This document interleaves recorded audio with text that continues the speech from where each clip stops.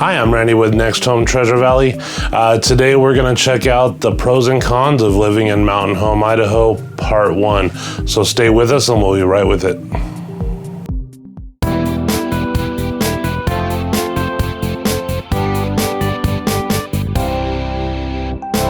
All right, so today we're going over the pros and cons of living in Mountain Home, Idaho, Part 1. The first pro would be that people here are really, really nice. So, I mean, you can't go into Walmart without talking to people for quite a while.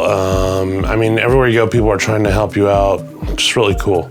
The con of that are people are really, really nice. And what I mean by that, sometimes you just want to run into a store and not talk for an hour or feel like you're being rude by not taking the time to talk to people. So, and then also, like, if you're ever at a stop sign, people are really nice there too, in the bad way. Like, they will sit there forever just waving you on. So, I mean, you just gotta go, right?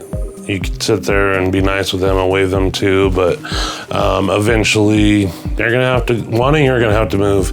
It's probably not gonna be them. The second is we have the community canvas. Community canvas, I had the honor with my partner, Kim. We shot a documentary and we were able to shoot video of them first doing this. If you're familiar with Boise's Freak Alley, it's very similar. It's an ongoing thing though, and they're just really doing a great job with community canvas. This is like the third or fourth year, and it's really cool to see how it progresses through the years and it keeps going. The con would be the speed limit is super slow in Mountain Home. I just recently visited California, and luckily I knew what to expect this time. I grew up there, but it's been a while. Going back to California, you just gotta go. You gotta just go. You live in Mountain Home long enough, and some of that dies inside of you, and it takes a while. Because, I mean, like, our main speed limit going through town is 25 miles per hour. Sometimes it's hard to even, like, coast at 25. Like, it's rough. 35 on, like, the outskirts of town. There's a road, it's a country road here that it used to be like 45 or 55, that they even made that down to 35, and you're out in the middle of nowhere. So just be warned, if you got a heavy foot like I do, 25 is rough. So pro number 3, there's lots to do in the surrounding area. If you're an outdoorsman or woman, there's hunting, fishing, boating. You can float the river in Boise. There's just a ton of stuff to do. There's the Bruno Dunes that you can go check out. You can go on your quad, whatever. The con there is actually the opposite, is in town, there's not a lot to do. They are building across from the Walmart here in town, so maybe they're adding more to do, but as of right now, we have a bowling alley, restaurants, and even that's kind of slim. And the rest is escaping me. Oh, golf course. We definitely have a golf course and a driving range on that. But that's about it. We used to have a movie theater in town 3 times. And it's gone out of business. The bowling alley, a friend of mine owns it, and it's great. It's just they're not open all the time, so it's not like a normal bowling alley that's open from 10 in the morning till 10 at night or anything like that. There's a very specific hours. During the summer, it's not open. I do believe they're building a new rec center, but I'm not 100% sure on that. So just know that you might be traveling to do a lot of your recreational things. So pro number 4 is Air Force Appreciation Day, which unfortunately was canceled this year. But normally it's a really cool deal. The whole town comes out, there's vendors, and there's just all kinds of things. There's a parade. Just really cool thing that the whole town comes out and checks out. The con is there's not a lot of places to park on that particular day, because of so many people just from all over. If you like walking, that's great. There are places where you can park for we have our green belt, which we'll have to talk about that in another video, but it's a place where you can kind of recreational walk for, I believe it's 2.5 miles and maybe further now. So there's parking there, there's parking here and there, but that's still kind of a ways away. So just know on the Air Force Appreciation Day or even other city events, sometimes it's a little tough to get parking. Pro number 5, I believe, is the housing is very, very affordable compared to Boise here in Mountain Home. Actually, compared to much of the country, the housing is very affordable.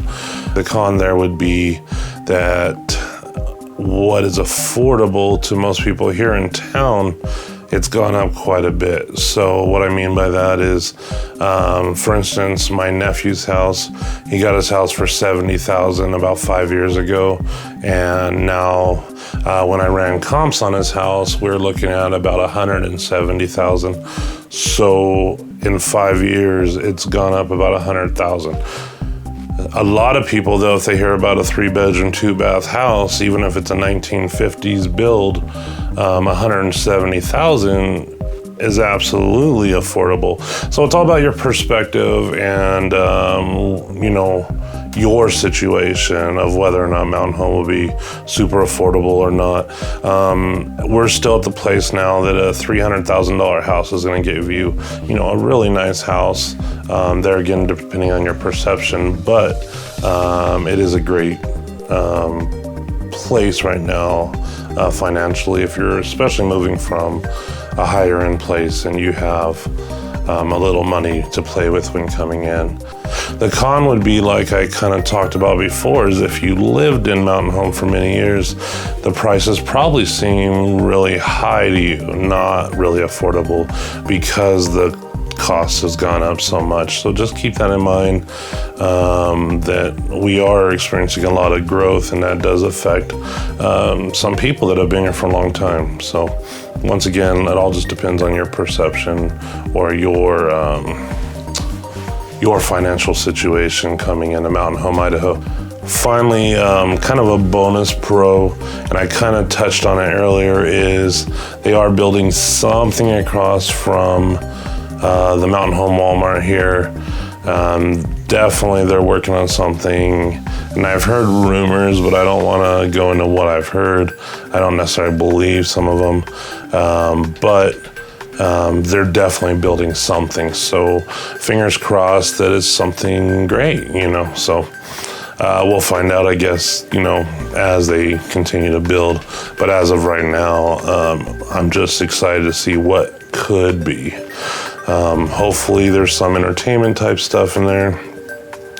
And I know they did just build or just open a family fun center in Mountain Home. I haven't been to it yet to even give you my 2 cents on it, but that is also here. So I guess that's a double bonus, if you will. Anyways, what do you think? Did I leave something out? Maybe I can add it in part 2 of living in Mountain Home, Idaho, pros and cons. Please like and subscribe if you'd like to see more content like this. Let me know, like I said, if there's anything that I left out. And if you'd like a complimentary copy of the relocation guide for the Treasure Valley, please click the link below, and then you just put in your email address. It's not going to really cover Mountain Home, but it does cover the Boise area, and I'm working on one in Mountain Home. I just haven't gotten it out yet. But some people are looking at Mountain Home, they're also looking at Boise, and that may be you. So if that is you, or if you're just curious, please click on the link below or wherever it's located here, and you just put in your email address and contact information, and you'll get that download, and then you can check it out. Once again, I'm Randy with Next Home Treasure Valley. Let me know if you have any questions or concerns. Thank you for watching.